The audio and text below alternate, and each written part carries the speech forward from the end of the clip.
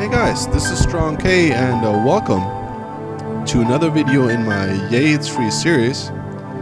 And as you have already guessed by now, in this video I want to look at Anna, which is an adventure game that has been made with Chris Jones' AGS engine. And it is therefore consequently available for download in the AGS forums. I posted the link in the description, so if you want to, you can go there, check it out, download it, whatever. Highly recommend it.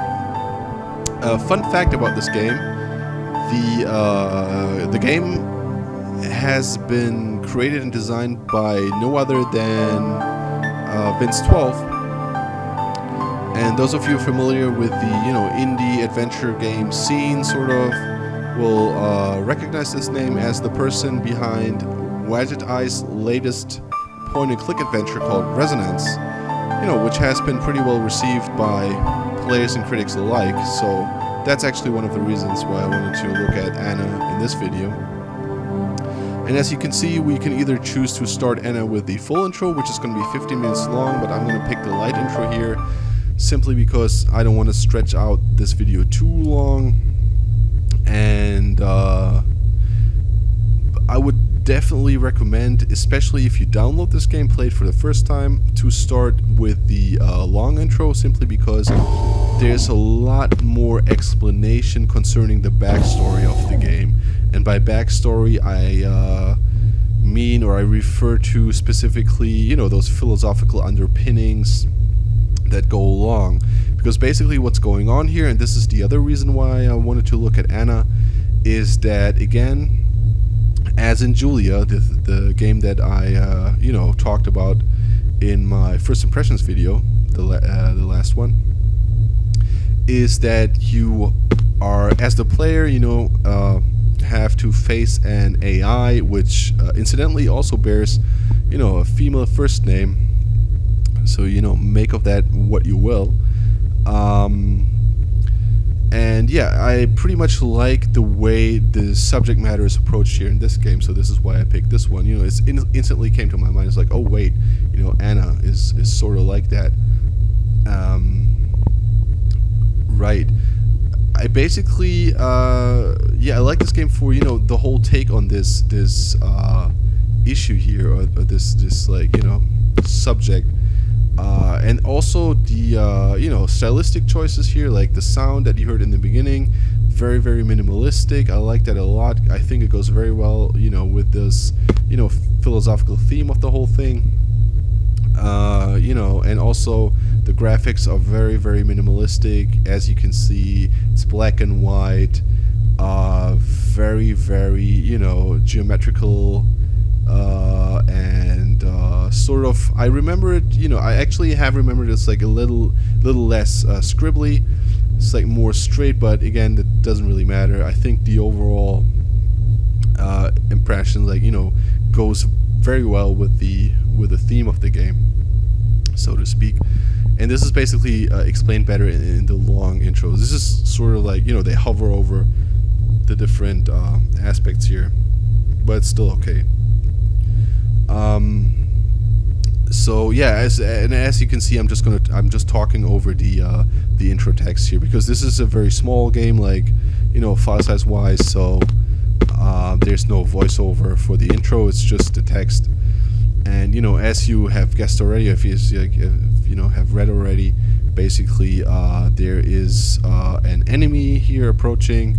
Warships have been spotted, and the ships are attacking the station with a virus. So your job is basically to bring Anna back online, and transmit a message warning the homeworld about the enemy armada, basically. So we control as this guy Hero with the arrow keys, and we can interact with the screens by pressing the space bar.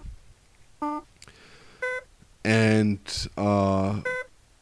basically you're faced with all those mini puzzles here. This is nothing really spectacular. I mean, it's a nice touch. This is our backup battery here, so by simply diverting the backup power, we can try to um, power up those screens here. Okay, this is the wrong combination. In the bottom left corner, you can see, you have those power blocks that can light up using the battery, and you can see the configuration which is going to be needed to power up this screen. So if we walk back over here and see what we have to change here, just a second. Yeah, you can skip over that.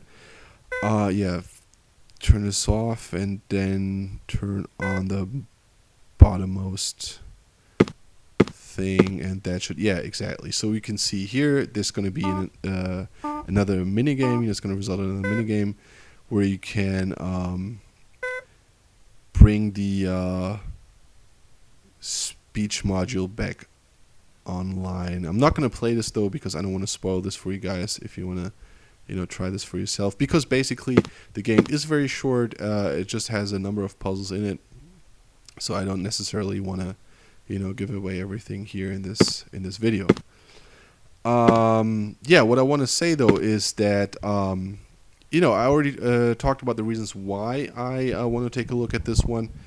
And what I really like about this game is, basically I already said that everything goes pretty well together, like the the design, sound-wise, also graphics-wise, and the theme or the topic of the game, if you will, they go hand in hand, and I like the execution thereof. And also, I think that's something that actually Julia could have done better, is actually just to stick to one issue, follow it through, and then in the end come back full circle to where it took off. I think that would leave the player with a more, satisfying or complete experience, rather than, I think, and that's like one of the pitfalls that Julia stumbled into, is basically just to meander off, and you have, I have this cool idea, I have that idea, but nothing is really worked out or resolved in a way that's it makes actually sense, and thus is a rewarding experience for the player. Whereas in Julia everything goes well together. It's more of like a short story, video game short story, if you will, because you have the intro, you got the problem, then it's interrupted in a good way by those mini games, and then the story continues. There's a little bit of a plot twist in the end. I'm not gonna say what it is. It's not a lot. It's a little, but nice touch. So yeah, I highly recommend this game. Please check it out if you have the time. Yeah, I hope you enjoyed this little video here. Thanks for watching, of course, and I hope to see you on my channel soon. All right, thanks.